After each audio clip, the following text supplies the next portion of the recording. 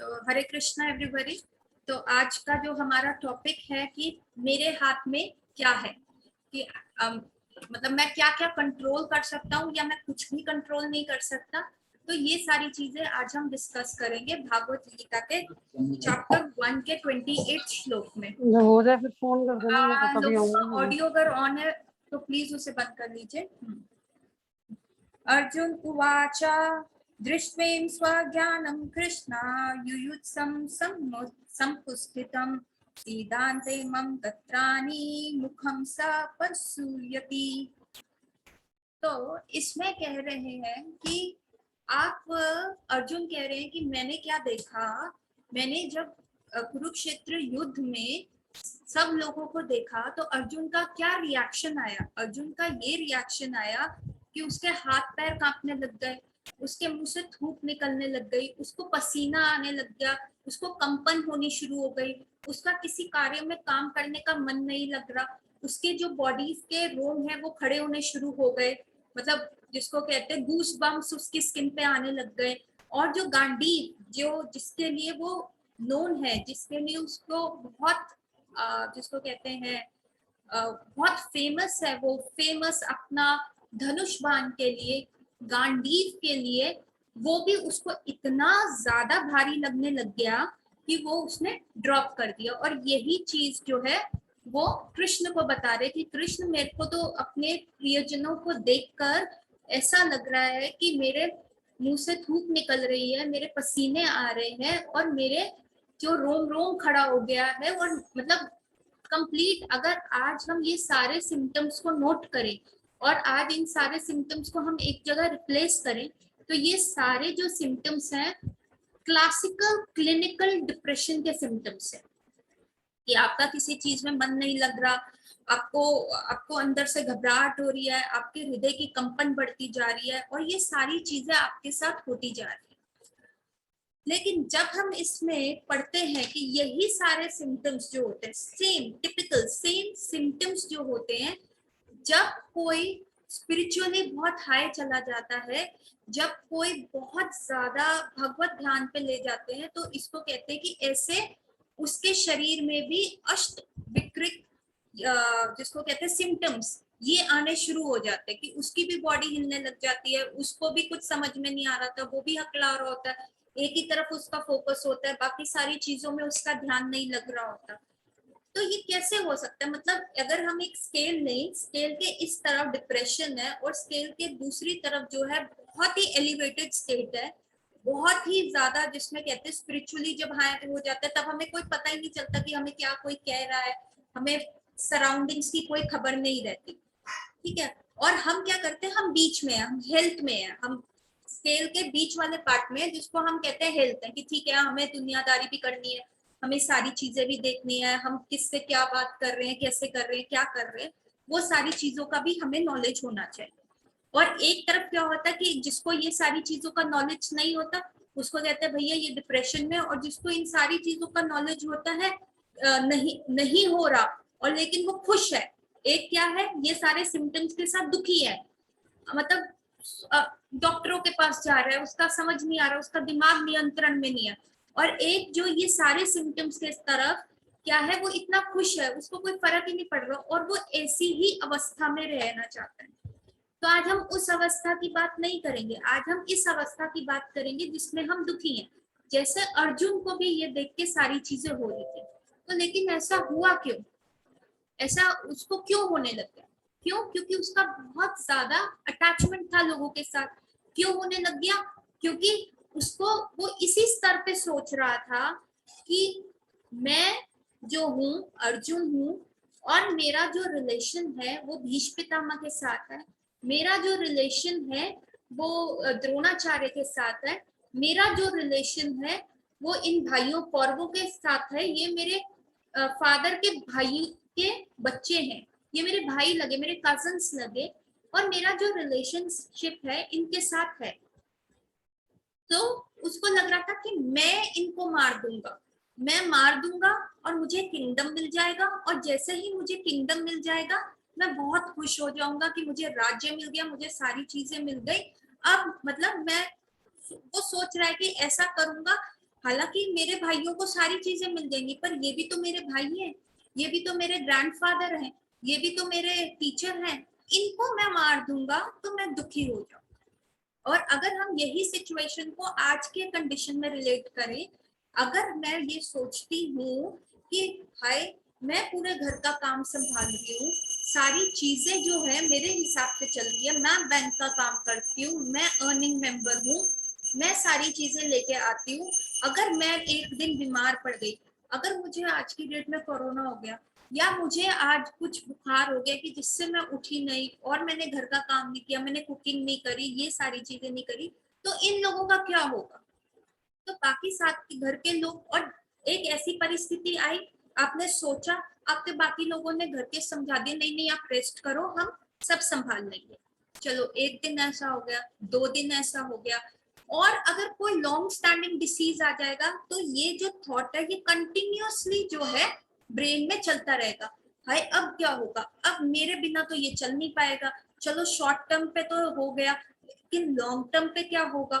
ज्यादातर every day ऐसा ऐसा चलता रहा तो फिर क्या होगा? कि मैं ही, जब मैं बीच में आता है कि मैं ही सब काम कर रहा हूँ, मेरे ही करने से सारी चीजें चल रही हैं, मैं अगर बैठ गया तो क्या होगा? अर्जुन का मैं था कि मैं इनको मार रहा हूँ, मैं इनको मार दूंगा, हाँ मैं मार सकता हूँ, मेरे में सारी पावर है, पर मैं मारना नहीं चाहता। क्यों? मेरे मारने से क्या होगा? ये लोग मर जाएंगे और मुझे क्या लगेगा? मुझे पाप लगेगा। चाहे मेरे को थोड़ी देर के लिए इस संसार में सुख मिल जाएगा, लेकिन बाद में तो मेरे को नरक में जाना पड़ेगा, वहां पे ये सारी चीजों का भोग करना पड़ेगा। और अगर मैं इसको आज के मेडिकल स्टेटस और आज की सिचुएशन के साथ कोरिलेट करूं, भाई मैं अगर बैठ गया तो मेरे ऊपर जो रिस्पॉन्सिबिलिटीज हैं, जो सिर्फ और सिर्फ मैं कर सकता हूँ, वो कौन करेगा? ये भी नहीं कर पाएगा, वो भी नहीं कर पाएगा। और अगर नहीं कर पाएंगे, ये सब लोग चले जाएंगे, तो मैं यहाँ बैठ के सोचता रहूंगा कि हाय ये हो गया, कैसे हो गया, क्या होगा? अर्जुन का भी जो था, अर्जुन भी उस समय क्या सोच रहा था कि बहुत सारी चीजें, बहुत सारी चीजें वो अपने आप को सेंटर में रख के कंसिडर करते हुए चल रहा था कि मुझे ऐसा लगता है कि मेरे ही अराउंड सारी चीजें। पर क्या आप देखिए, क्या हमारे हाथ में कोई भी चीज पॉसिबल है? आज हम कितनी सारी विशेष करते हैं, हमने 2020 के कितने प्लान्स बनाए थे, हमने 2021 के कितने प्लान्स बनाए थे, लेकिन जैसे ही वो सारे प्लान्स फेल हो गए, कितने बिजनेसेस फेल हो गए, कितने सारे लोगों के मतलब फैमिलीज में कैजुअलिटीज हो गई, कितने सारे लोगों ने अपने लव्ड वंस को छोड़ दिया, मतलब उनके लव्ड वंस कोरोना की वजह से उनकी डेथ हो गई। तो क्या लाइफ रुकी? नहीं, एक ट्रांजिएंट पीरियड का एक सौरो आता है, एक छोटे टाइम का एक सौरोफुल पीरियड होता है, लेकिन जैसे ही जैसे हम आगे बढ़ते रहते हैं, जैसे हम उन सिचुएशंस के साथ अपना समझौता करते रहते हैं, मतलब भगवान ने हमें ऐसा बनाया कि एक टाइम फैक्टर है, ठीक है, एक टाइम होएगा, और टाइम जिसको कहते हैं time is the best healer. जो वक्त होता है वो सारे जख्म जो होता है वो भर देता है। लेकिन आज हम देखते हैं कि जब ये सारा कोरोना का टाइम आया और ये सारी दहशत रही, इस साल की शुरुआत में भी इतनी दहशत रही, लेकिन अब जैसे कोरोना के केसेस कम हो गए हैं, बहुत कम हो गए हैं, फिर से लोग बाहर आ गए हैं, कोई नियम और जो प्रतिबंध थे वो सारे फॉलोइंग करने बंद हो गई। क्या वो भूल गए? क्या वो फियर चला गया? नहीं, भगवान ने इंसान को इस प्रकार बनाया कि वो गम से जल्दी उभर सकता है। लेकिन जब हम उस गम के बारे में सोचते रहे, बार बार सेम टेप को बार बार हम रिपीट करते रहे, this is called the state of clinical depression. इसको हम क्लिनिकल डिप्रेशन कहते हैं, इसी स्टेट को हम एंजाइटी कहते हैं, जो आज हमें अर्जुन इस भागवत गीता में अर्जुन के हाव भाव से दिख रहा है। अगेन आप इसके एक एक वर्ड को पढ़े तो हमारा मेडिकल बुक्स का पूरा सिम्टोमेटोलॉजी सामने आता है और पूरा ट्रीटमेंट सामने आता है। So this Bhagavad Gita is not a spiritual book. It is a spiritual book. लेकिन ये क्या क्या चीजें आपके लिए खोल सकती है कि आप कैसे कंप्लीट हेल्थ में रह सकते हैं, उसके बारे में भी ये बताती है।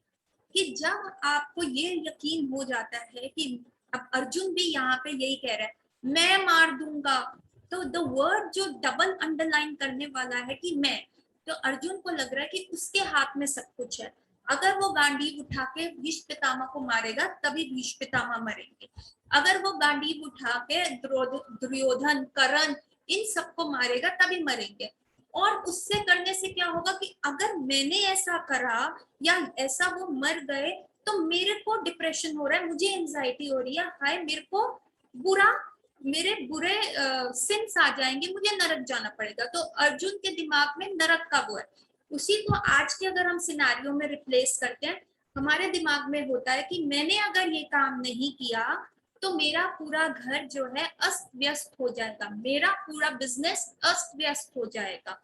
और अगर हम उसको और डीपर लेवल में जाएं तो हमें ऐसा लगेगा कि अगर मैंने ये कार्य नहीं किया तो मेरी पोजीशन कम हो जाएगी, मेरी पोजीशन कम हो जाएगी तो लोगों के लिए मेरी अहमियत कम हो जाएगी, और लोगों के लिए अगर मेरी अहमियत भी कम हो जाती है तो कोई भी मुझे सीरियसली कंसिडर ही नहीं करेगा, मैं अलोन हो जाऊंगा, मेरा सोशलाइजेशन खत्म हो जाएगा, मेरे दोस्त नहीं रहेंगे, तो I would be a loner, मैं सिर्फ अकेला चार दीवारी में रहूंगा।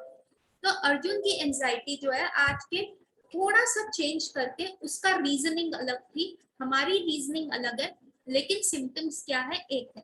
लेकिन अगर हम ये देखें कि भगवान ने हर दुख को पार करने के लिए, एवरी सॉरो के लिए टाइम पीरियड दिया। किसी की मृत्यु होती है तो क्यों कहते हैं कि 13 दिन तक आप शोक मनाइए, कि मतलब ठीक है वो आपके साथ पूरी जिंदगी रहे, पर अब ये 13 दिन आपको भगवान अलॉट करते हैं। वेदास में, गरुड़ पुराण में ये सारी चीजें अलॉटेड है कि हाँ अब आप दुख मनाने का आपको हक है, पर 13 दिन, उसके बाद रेगुलर लाइफ शुरू हो जाती है।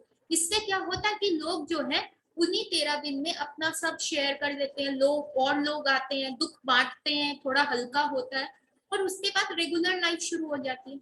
लेकिन अगर वो 13 दिन की कैसेट मैं अपने दिमाग में बार बार सेम ही दोहराता रहूंगा, तब डिसीज आता है, तब बीमारी आती है, तब डिप्रेशन आता है। ठीक है, हमने एक स्केल का पार्ट देखा कि यही सारे सिम्टम्स थे, एंजाइटी होना, हेडेक होना, मन नहीं लगना, थूक आ रही है, या गूज बम्स हो रहे हैं, या हार्ट बीट फास्ट हो रही है, या एक अलग तरह का जो बॉडी में कहते हैं रोमांच, एक्साइटमेंट, समझ नहीं आता, उसको पिन नहीं कर सकते, यही डिसीज है। और यही जो है हाईएस्ट स्पिरिचुअल लेवल पे जब आप बंदा पहुंच जाता है वो है। इस बंदे को भी पता नहीं चल रहा कि उसको दुख का क्या, वो दुखी है पर किस वजह से दुखी है वो पिन पॉइंट नहीं कर पा रहा। ये बंदे को भी पता नहीं चल रहा कि सराउंडिंग में क्या है पर ये सुख है। हम क्या है, हेल्थ जो होती है वो अगेन मैं बोल रही हूँ वो बीच में है, स्केल के बीच में। एक पॉजिटिव एक्सिस के ऊपर क्या है, बहुत ही एलिवेटेड स्टेट, और एक नेगेटिव एक्सिस पे क्या है, डिप्रेशन, डिसीज और दवाइयां, और बीच में हम है हेल्थ। तो हमें कैसे अपनी हेल्थ को हम मेंटेन कर सकते हैं, ये स्टेट भी अच्छी है, लेकिन वो वक्त के साथ कल्टीवेट करने पे। इस स्टेट का क्या फायदा आता है, इस स्टेट का ये फायदा आता है कि हमारी जो लाइफ में सराउंडिंग्स में लोग हैं, कई लोग क्रिटिसाइज कर रहे हैं, या जैसे कोरोना जैसी सिचुएशन आ गई, या कोई फैमिली में बहुत गंदा सिचुएशन हो गया, बिजनेस फेल हो गया, डेथ हो गई, ये स्टेज में क्या होता है, कोपिंग अप मैकेनिज्म जो होता है बहुत जल्दी हो जाता है। ठीक है, तो धीरे धीरे जो भागवत गीता कहती है कि हमें धीरे धीरे इस स्टेज पे आना है, पर बीच की जो हेल्थ है अपनी सारी रिस्पॉन्सिबिलिटीज के साथ हमें सब करते हुए, और तब आप धीरे धीरे अपनी रिस्पॉन्सिबिलिटीज पूरी कीजिए, फिर आप इस स्टेज को अचीव कीजिए। This is the highest goal of human life. ठीक है, तभी 4 आश्रमों में बांटा गया है। एक होता है जिसको कहते हैं स्टूडेंट लाइफ, एक होता है गृहस्थ आश्रम, एक होता है फिर आपका वानप्रस्थ आश्रम, और फिर होता है एक संन्यास आश्रम। तो जो वेदास होते हैं, जो भागवत गीता है, जो हमारे स्क्रिप्चर्स हैं, हमें धीरे धीरे इस लाइफ पे प्रोग्रेस करने को कहते हैं। इसका क्या फायदा होता है कि जब हम अपने स्टूडेंट लाइफ में होते हैं तो हमें रिस्ट्रेन आता है, हमें पता है कि हमें कैसे रहना है, हमें ज्यादा सारी चीजों से मोह नहीं लगाना, हमें सिर्फ पढ़ाई करनी है और आगे बढ़ना है। हमारा एक फोकस होता है, एक गोल होता है, एक एम्बिशन होता है, उसके लिए अचीव करना होता है। बच्चे अपने आप को बहुत रेगुलेटिव वे में नियमों के साथ बंध के रहते हैं। ठीक है, उसके बाद आता है गृहस्थ आश्रम। गृहस्थ आश्रम, जब हम एक अच्छे स्टूडेंट बनते हैं, जब हम अपने आप को कंट्रोल करना आता है, हमें शब्दों पे कंट्रोल करना आता है, अपने एक्शंस पे कंट्रोल करना आता है, अपने डिजायर्स को कंट्रोल करना आता है, और हम उन सारी चीजों से रेगुलेट होकर नियमों में बनकर एक अचीवमेंट ले लेते हैं, एक पोजीशन पे चले जाते हैं। अब हम स्टेप 2 में जाते हैं, जिसको होता है गृहस्थ आश्रम, जिसमें हम एज अ रिस्पॉन्सिबिलिटी निभाते हैं, एक फैमिली में चलते हैं और अपने सारे फैमिली मेंबर्स के साथ एक पीसफुल एटमोस्फेयर में रहने का प्रयास करते हैं कि हम में कंट्रोल होगा तो सारी सराउंडिंग्स में हमें जो भी लाइफ की सिचुएशंस आएंगी, आदि भौतिक, आदि दैविक, आध्यात्मिक, जितने भी डिसऑर्डर्स शास्त्रों में दिखे गए हैं, हम उनको as a family strongly cope up कर पाएंगे। ठीक है, जब 50 साल हो गए, पहले 25 साल हुए आपके ब्रह्मचारी आश्रम जिसको कहते हैं स्टूडेंट लाइफ, उसके अगले 25 साल आपके हो गए गृहस्थ आश्रम के, अब आपकी एज हो गई 50। अब 50 के बाद क्या होता है, हमें चीजें धीरे धीरे शास्त्रों में बताया वानप्रस्था में जाना होता है। वानप्रस्था का बेसिकली मतलब होता है कि आप अपनी सारी रिस्पॉन्सिबिलिटीज कंप्लीट कर चुके हैं, नाउ अब आपको जंगल में जाना है और भगवान पे डिपेंडेंट रहना है। पर कलयुग में वानप्रस्था का मतलब होता है कि ये सारी अटैचमेंट्स अब आपको छोड़नी है। अगर आपने थ्रू आउट लाइफ स्पिरिचुअल अपना बोन बढ़ाया होगा, जैसे कोई जिम जाता है, जिम में वर्कआउट करता है, तो उसकी जो बनती है मसल्स बनती हैं, उसकी जिम में जाते हो मसल्स बनते हैं। वैसे ही स्टूडेंट लाइफ में और गृहस्थ लाइफ में अगर हम बहुत ज्यादा रेगुलेटेड वे में रहते हैं, नियमों के हिसाब से रहते हैं और हर चीज प्रोपोर्शनेट करते हैं, हर चीज जितना चाहिए होता उतना ही करते, कुछ भी ओवरडू नहीं करते, कि मतलब इंजॉयमेंट भी जो शास्त्रों में दी गई है, एक आपको क्या है कि आप रूल्स एंड रेगुलेशंस के साथ कीजिए, अपनी स्पिरिचुअल बोन को भी साथ में रखते हुए, अपनी स्पिरिचुअल बोन, स्पिरिचुअल मसल को भी बढ़ाते हुए आप आगे बढ़िए। तो यही गृहस्थ लाइफ और स्टूडेंट लाइफ में हमें सिखाया जाता है कि कैसे हमारे को रूल्स और रेगुलेशन में रहना है। कुछ भी कहते हैं ना, excess of everything is bad. कोई भी चीज आप बहुत ज्यादा कर लोगे तो वो नुकसानदायक होगा, कोई भी चीज आप बहुत ज्यादा मीठा खा लोगे, बहुत ज्यादा गुलाब जामुन खा लोगे, उससे दिक्कत होगी। कोई भी चीज आप ओवरडू कर लोगे तो डेफिनेटली आपको उन चीजों से दिक्कत होगी। तो ये जो स्टूडेंट लाइफ और गृहस्थ लाइफ होती है, हमें इसी में रहती है कि हम अपने आप को और परफेक्ट करें, नियमों को करें और किसी भी चीज से एक्सेसिव अटैचमेंट ना रखें। ठीक है, ठीक है, ये हमारी एक रिस्पॉन्सिबिलिटी है। हमारे हस्बैंड है, हमारे बच्चे हैं, हमारे को एवरीथिंग का उनका टेक केयर करना है, हमें उनकी सारी चीजों का ध्यान रखना है, पर माइंड को अपने लिए भी समय निकालना है, हमें अपनी भी स्पिरिचुअल मसल्स को स्ट्रॉन्ग करना है कि ये मैं क्यों कर रही हूँ, मैं इसलिए कर रही हूँ क्योंकि मुझे अपने बच्चों को आगे इस देश का अच्छा नागरिक बनाना है, या मुझे इसलिए करना है क्योंकि ये भगवान की दी हुई रिस्पॉन्सिबिलिटी है मेरे पे, और उनमें अच्छे संस्कार डालने हैं और सारे एनवायरनमेंट के साथ पीसफुल रह के, कि मेरे को भी मेरी हेल्थ पे भी फर्क ना पड़े। टू मच अटैचमेंट किसी भी भौतिक चीज से मुझे नहीं करनी, कि अगर ये चीज हो गई, अगर सपोज मेरे पास अगर आज 4 साड़ियां, तो मुझे उसमें प्रसन्न रहने का प्रयास करना, अगर पैसा होगा तो मैं और खरीद लूंगी, नहीं होगा तो I will just be satisfied and be calm and composed in that situation। ठीक है, लेकिन क्या होता है, अब कोई भी परिस्थिति आएगी तो मैं चीजें मतलब उस हिसाब से एडजस्ट भी करना चाहूँ, क्योंकि भगवान ने इंसान को ही एडजस्टेबल बनाया। ठीक है, अब कई पौधे हैं, कई जानवर हैं जो सिर्फ एक एनवायरनमेंट में ही पाए जाते हैं। कई पौधे जो जानवर होते हैं, कहीं वो हिमालय में ही पाए जाएंगे, कई पानी के जीव होते हैं, पानी के पास ही पाए जाते हैं, और कई जो है बर्फ में पाए जाएंगे, कई जो ड्राई डेजर्ट्स में पाए जाएंगे, रेगिस्तान में पाए जाते हैं। पर एक इंसान है जो हर क्लाइमेटिक कंडीशन के साथ एडजस्ट कर सकता है। अगर उसे सर्दी लग रही है तो वो ज्यादा कपड़े पहन लेगा, उसे गर्मी लग रही है तो वो कूलर, एसी या कॉटन के कपड़े पहन लेगा। तो भगवान ने इंसान को इतना एडजस्टेबल इसलिए बनाया है कि अगर ऐसी कोई भी परिस्थिति आती है, जैसे कोरोना आता है या कोई भी ऐसी परिस्थिति आती है, तो इंसान उन सारी परिस्थितियों में एडजस्ट करे।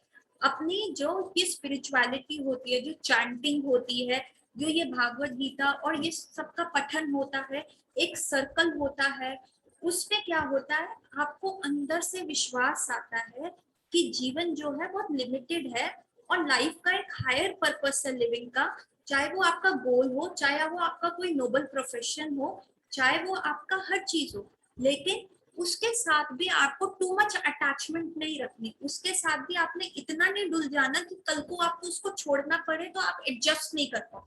Adjustment means just the right temperature. जैसे आइसक्रीम है, आप बाहर से आइसक्रीम लाते हैं, अगर आप उसको फ्रीजर में रख देते हैं तो वो बिल्कुल जम जाएगी, तो आप उसको निकाल कर खा नहीं पाएंगे। और अगर आप उसको बाहर रख देते हैं, रूम टेम्परेचर पे रखते हैं, तो वो पिघल जाएगी। Ice cream needs just the right temperature. तभी तो आइसक्रीम वाला अपनी रेडी में से जब वो आइसक्रीम निकाल के देता है, आप खा सकते हो, उसको तोड़ के खा सकते हो, आपको ये नहीं वेट करना पड़ता ये थोड़ा ठंडा होए, थोड़ा सा रूम टेम्परेचर पे आए, क्योंकि वो पिघलना शुरू हो जाएगा। It just requires the right temperature. उसी प्रकार बॉडी का भी अगर फीवर थोड़ा सा ऊपर होता है, 98.7 बॉडी का एकदम स्टार्ट टेम्परेचर है, अगर उसका टेम्परेचर हल्का सा भी ज्यादा होता है तो वो हम कहते हैं अरे इसको बुखार हो गया। और अगर वो टेम्परेचर हल्का सा भी कम होता है तो हम कहते हैं अरे इसको वीकनेस हो रही है, इसका बॉडी जो है हाइपोथर्मिया में जा रही है, इसकी बॉडी जो है ठंडी पड़ रही है। तो बॉडी भी जब मेंटेन होती है जस्ट राइट टेम्परेचर में, वैसे ही भगवान ने हमको एक्सपेक्ट किया है कि हम भी वो जस्ट राइट टेम्परेचर पे रहें, हम जस्ट राइट वे में रहें। इसीलिए ये जो बुक्स होती हैं, these are called the books of wisdom, जो हमें ये सिखाती है कि हम कैसे अपना टेम्परेचर राइट कर सकते हैं। ये बुक्स जो है ये नहीं सिखाती कि भैया आप घर बार छोड़ो और चलो हरिद्वार, ये सब सारी चीजें नहीं दिखाती। ये दिखाती है कि हाँ, जब कोई कुरुक्षेत्र का वॉर हो तो जैसे अर्जुन के कंडीशन आई थी, उसके हाथ पैर ठंडे हुए, तो फाइनली अर्जुन ने क्या किया वो दिखाते हैं कि तुम्हारी लाइफ में भी एवरीडे कुरुक्षेत्र का वॉर रहेगा। तो तुम्हें क्या करना है, हेल्थ को चुनना है। तुम्हें क्या करना है, सेम टेप बार बार रिपीट नहीं करनी, सेम जगह एंजाइटी वाली कंडीशन में बार बार नहीं जाना। आपको क्या करना है, जो वेदोस का नॉलेज है, चाहे आपका मन करे ना करे, बच्चों का स्कूल जाने को मन करता नहीं है, पढ़ने का मन करता नहीं है, ऑनलाइन क्लासेस लेने का मन नहीं करता, पर फिर भी पेरेंट्स जो होते हैं उनको बिठा के कहते कि नहीं पढ़ो लिखो सही काम करो। उसी प्रकार हमारा मन भी क्या करेगा, अशांत है बंदर की तरह, उसका नहीं मन करेगा कि उसका मन करेगा कि मैं ज्यादा टीवी देख लूं, या मैं ज्यादा कपड़े खरीद लूं, या मैं ज्यादा सोशलाइज कर लूं, या मैं ज्यादा फेसबुक पे रहूं, या मैं मोबाइल देखूं, या मैं कोई सीरीज फॉलो करूं, या मैं कुछ भी ऐसा मैक्सिमम मैक्सिमम करता रहूं। लेकिन हमारी जो बुद्धि होती है, इंटेलिजेंस होती है, उसको एज अ पेरेंट का रोल करना पड़ता है कि नहीं ठीक है, आपको टीवी देखना है ना, तो ठीक है, this is the time slot. तो ये बुद्धि जो होती है पेरेंट के रोल की तरह करती है, जो एक आपके लिए जिसको कहते हैं चार्ट बना के देती है, ठीक है आपको इतना करना ना, इतना अलाउड है, ओवरडू नहीं करना। अच्छा आपको घूमने जाना है, इतना अलाउड है, फिर आओ अपनी रिस्पॉन्सिबिलिटी करो, ओवरडू नहीं करना। तो ये बुद्धि कैसे हम उस बुद्धि को पेरेंट के रोल में लेके जाते हैं, जब उसमें वो नॉलेज आती है थ्रू स्क्रिप्चर्स, जब हम अपनी स्पिरिचुअलिटी को, जब हम अपनी एक स्पिरिचुअल मसल को इंटैक्ट करते हैं, यही हमें इम्यूनिटी प्रोवाइड करती है, यही हमें आगे बढ़ने के लिए प्रोत्साहन देती है किसी भी विपरीत परिस्थिति में। ठीक है, कहते हैं ना मन के हारे हार है, मन के जीते जीत। तो यही हमारे मन को हारने नहीं देती और हमारे मन को जो है दृढ़ रखती है। इस पे मुझे एक कहानी याद आ रही है, और ये बहुत फेमस कहानी है जो आप सबने सुनी होगी। तो एक बार क्या हुआ, एक राजा थे जो बहुत बार दुश्मन की सेना से हार गए, 17-18 बार दुश्मन की सेना से हार गए, और वो ना एक बड़े ही खंडर एरिया में जाके ना बड़ा अफसोस कर रहे थे, हाय मैं तो हार गया, मैं अपनी प्रजा, I am good for nothing, this is a road and, आगे मेरी कोई जिंदगी नहीं है, ये रोड ब्लॉक है। तो आप को रिलेट कर पा रहे हैं, जब हमारे भी ऐसी सिचुएशन आती है हम भी यही बोलते हैं अरे यार जिंदगी खत्म, ये नहीं हुआ तो सब खराब, ये होना चाहिए था एंड ऑल दैट। तो वो राजा बड़ा दुखी हो रहा था, तो पर वो देखता है कि दीवार पे एक चींटी चढ़ रही है, और जब तक वो इतना दुख विलाप कर रहा होता है, वो देखता है चींटी चढ़ती है गिरती है, चढ़ती है गिरती है, और वो सैकड़ों बार चढ़ती गिरती है, पर वो चढ़ना छोड़ती नहीं है। अल्टीमेटली वो चढ़ के वो सक्सेसफुल हो जाती है। तो उसी प्रकार हमारा मन जो है विचलित है, वो हमें खींचेगा, वो हमें डिसीज की तरफ लेके जाएगा। पर हमारी इंटेलिजेंस को इतना स्ट्रांग होना चाहिए, इतना कंपैटिबल होना चाहिए, इतना लॉजिकल होना चाहिए कि जैसे बच्चों के साथ हम करते हैं ना, अच्छा बेटा तुम ऐसा करो, अगर तुम ये पढ़ लोगे, अच्छे नंबर ले आओगे तो तुम्हें चॉकलेट मिलेगी। कई बार डांट, साम दाम दंड भेद सारी नीति अपनाते हैं किसी भी चीज को ट्रेन करने के लिए। उसी प्रकार हमारी इंटेलिजेंस में भी उतना लॉजिक होना चाहिए कि वो साम दाम दंड भेद को अपनाए और ये सारी चीजें कर पाए। तो हमने ये देखा कि मेरे हाथ में क्या है, मेरे हाथ में कुछ भी नहीं है, कि मैं आज की लाइफ में कुछ भी कंट्रोल नहीं कर सकता। मैं समय को कंट्रोल नहीं कर सकता, मैं एजिंग को कंट्रोल नहीं कर सकता। मतलब मेरी बॉडी डिजेनरेट होएगी और डेथ जो है वो होएगा ही होएगा। पर जो उसमें बीच का दिया हुआ लाइफ है, मैं उसको बहुत अच्छे से जी सकता हूँ। और जब हम वो चीज फॉलो करते हैं, जो 4 वर्ण आश्रम है, ठीक है, वानप्रस्थ पे जैसे ही हम आते हैं तो हमें क्या करना होता है, आज के स्टेटस में मोह को कम करना चाहिए। और जो हमने थ्रू आउट लाइफ स्पिरिचुअलिटी को थोड़ा थोड़ा प्रैक्टिस किया अपने गृहस्थ आश्रम के साथ, अपने स्टूडेंट लाइफ के साथ, उसको हमें ज्यादा बढ़ा देना चाहिए और बाकी सारी रिस्पॉन्सिबिलिटी से धीरे धीरे धीरे हटना चाहिए। शास्त्रों में कहा जाता है, श्रीमद् भागवतम में ये है कि अगर हम, जब हमारी ऑलमोस्ट सारी रिस्पॉन्सिबिलिटी फुलफिल हो गई है, लेकिन फिर भी हम इंटरफेयर करते रहते हैं, फिर भी हम सारी चीजों में रहते हैं, तो हमारी आसक्ति उन चीजों में इतनी दृढ़ हो जाती है, पर लेकिन हम अपने तन से हेल्प नहीं कर सकते, क्योंकि हमारी बॉडी तो अब फ्रेल होती जा रही है, उतना हम बॉडीली पावर नहीं दे सकते, हमारा इंटेलिजेंस इतना नहीं है, सारी दुनिया इतनी ज्यादा एडवांस हो गई, न्यू टेक्नोलॉजी आ गई, तब भी हम इतने ज्यादा अपडेटेड नहीं रह सकते, चाह के भी नहीं रह सकते कि जो हमारे यंग एज में हमारे में स्टेमिना था हम उसको कर पाए।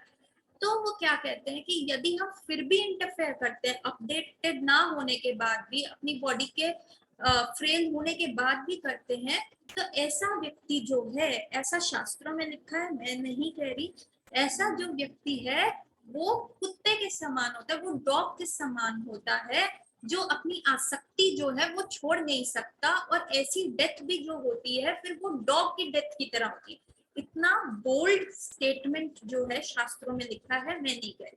अगर मैं उसको सिंप्लीफाई करूं आज के सिनेरियो में, यदि हम आसक्ति रखते हैं और हमको लगता है कि नहीं हमारे को भी ऐसे रहना चाहिए, ये चीज करना चाहिए, वो करना चाहिए, हमारे में डिफरेंट इमोशंस आने शुरू हो जाते हैं, क्योंकि 50 साल के बाद हमारी बॉडी का हार्मोनल सिस्टम जो होता है वो चेंज होता है। तो साइंटिफिकली मैं इस चीज को कोरिलेट कर रही हूँ जो शास्त्रों में लिखा गया, हमारी बॉडी का जो हार्मोनल सिस्टम होता है वो चेंज होना शुरू हो जाता है।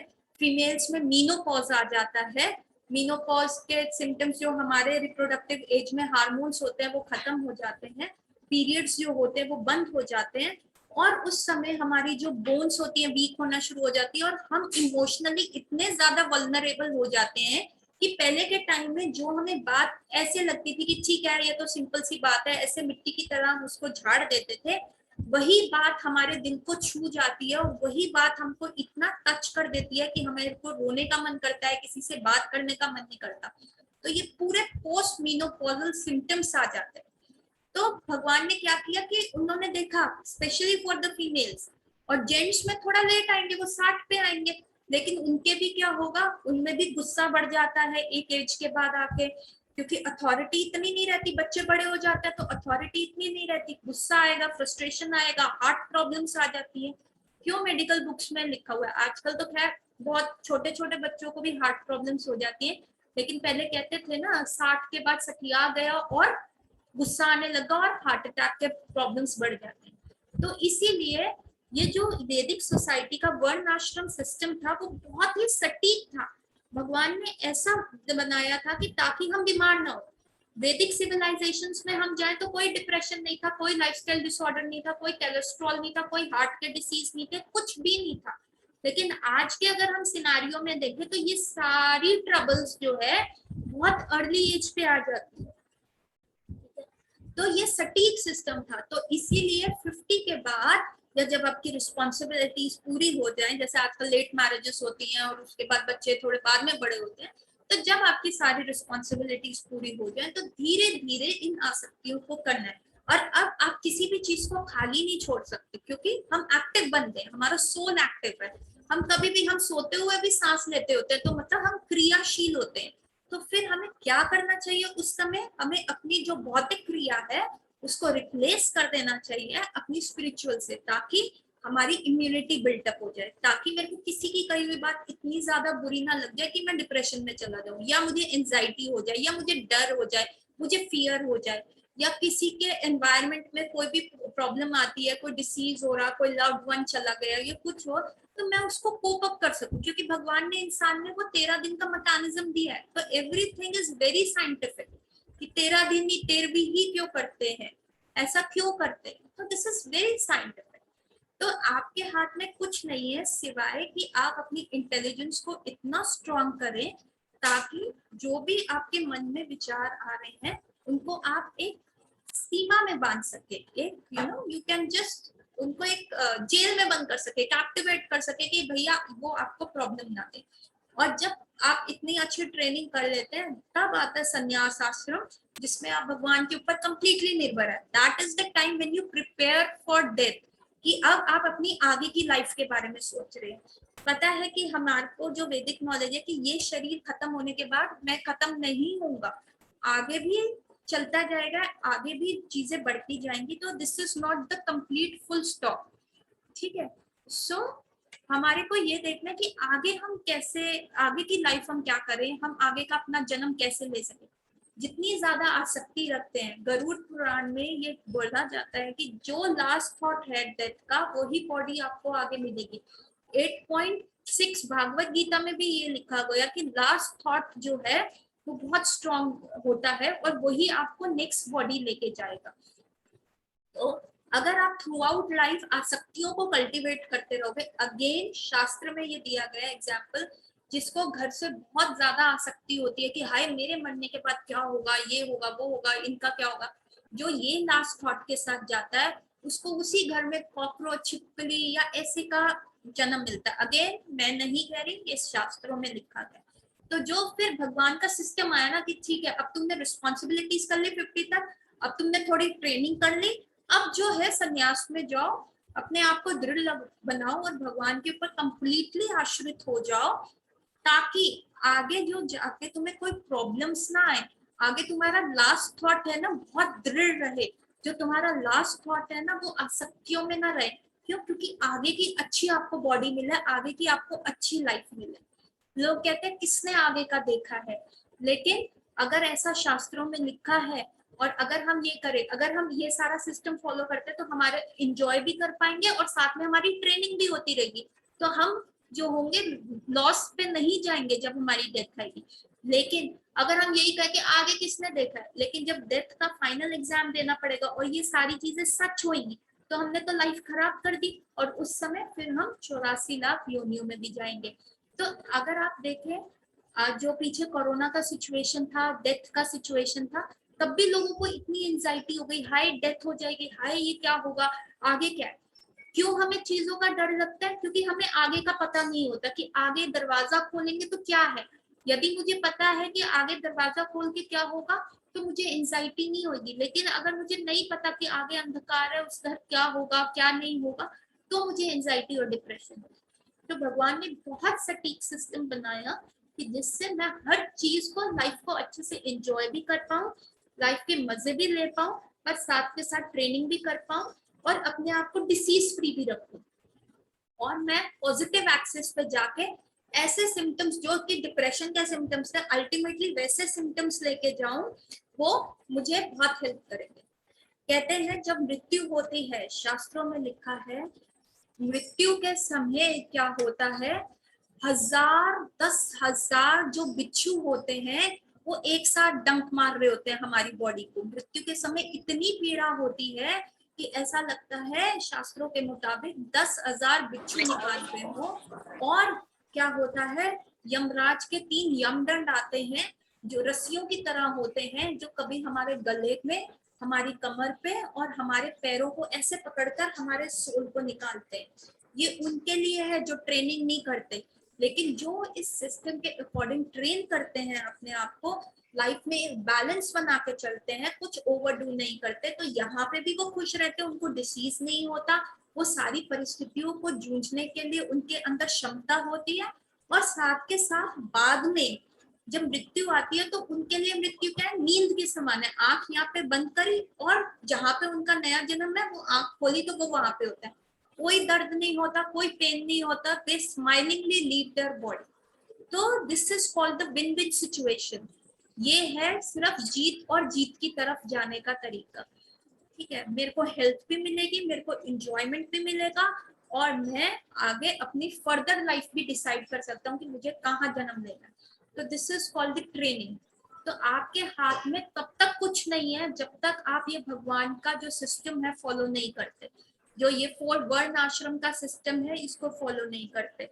और आपके हाथ में तब सारी चीजें आपके हाथ में आ जाती हैं जब ये फॉलो करते हैं। अगेन जैसे जैसे भागवत गीता अनफोल्ड होती रहेगी, कृष्ण कैसे अर्जुन को समझाएंगे और कैसे उसको हम आज अपनी प्रैक्टिकल लाइफ में अप्लाई कर सकते हैं कि मैं इंजॉय भी कर सकूं, मैं डिप्रेशन में भी ना जाऊं, और मैं अपनी फर्दर लाइफ में भी मतलब समझदारी से चलूं। फर्दर लाइफ में भी मुझे क्या चाहिए, मैं इग्नोरेंट नहीं रहूं कि भैया डेट का पेपर आ गया, एकदम सडन पेपर ना आए, मेरी तैयारी पूरी है, मुझे पता है, तो मेरे को एंड मोमेंट पे भी कोई एंजाइटी नहीं होगी, कोई नर्वसनेस नहीं होगी। मुझे पता है मैंने कितनी अटैचमेंट रखनी है, कितना डिटैच होना है, कब डिटैच होना है, कब मुझे रिस्पॉन्सिबिलिटी पूरी करनी है, कब मुझे आगे बढ़ना है। तो this is the win win formula, जो अगर हम अच्छे से निभाएं तो हमारी चाहे कैसी भी परिस्थिति क्यों ना हो, चाहे हम कितने भी डिप्रेस्ड क्यों ना हो, कितनी भी एंजाइटी में क्यों ना हो, हम अपने आप को पुल आउट कर सकते हैं। सो अभी जो मैंने कहा, किसी का कोई प्रश्न है या किसी की कोई टिप्पणी है तो कहिए, नहीं तो we will end our class here. और आप सबको आने वाली जन्माष्टमी की शुभकामनाएं, क्योंकि भगवान प्रकट होने वाले हैं, कोशिश कीजिए वही जो नीले भगवान है वो भी आपके हृदय में प्रकट हो, एवरी डे जन्माष्टमी हो, क्योंकि जहाँ भगवान प्रकट होते हैं तो हृदय के सारे अनर्थ, सारे विकारों को साफ कर देते हैं, हेल्थ प्रोवाइड करते हैं और खुशियां प्रोवाइड करते हैं, हैप्पीनेस प्रोवाइड करते हैं। तो आने वाली जन्माष्टमी की सबको ढेरों शुभकामनाएं। आप अच्छे से उसको सेलिब्रेट कीजिए, एंजॉय कीजिए लाइफ को, और भगवान के दिए गए जितने भी सारे चीजें उन्होंने बताई उनको फॉलो कीजिए, ताकि पांडवों की लाइफ में भी कितना ज्यादा प्रॉब्लम हुआ था, लेकिन अल्टीमेटली उनको किंगडम भी मिला और हेवेंस भी मिला, तो हमें भी वैसे ही फॉलो करना है। We will end our class here. सब अपने हाथ ऊपर उठा लीजिए, 3 बार हरे कृष्ण महामंत्र बोलेंगे। हरे कृष्ण कृष्ण कृष्ण हरे हरे, हरे राम राम राम हरे हरे, हरे कृष्ण कृष्ण कृष्ण हरे हरे, हरे राम राम राम हरे हरे, हरे कृष्ण कृष्ण कृष्ण हरे हरे, हरे राम राम राम हरे हरे। हरे कृष्णा एवरीबॉडी। नेक्स्ट क्लास में न्यू टॉपिक और न्यू मेडिकल डिसीज के साथ फिर मिलेंगे, तब तक के लिए हरे कृष्णा।